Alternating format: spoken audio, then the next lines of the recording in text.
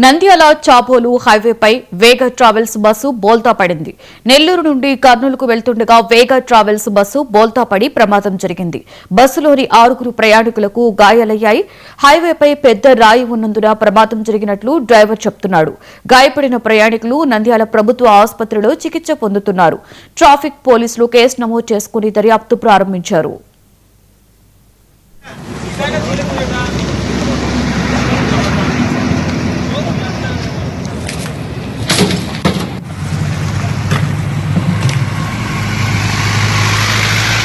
హైవేలలో తాగుబోతులు పెడుతున్నారో తెలీదు, ఎవరు పెడుతున్నారో తెలీదు.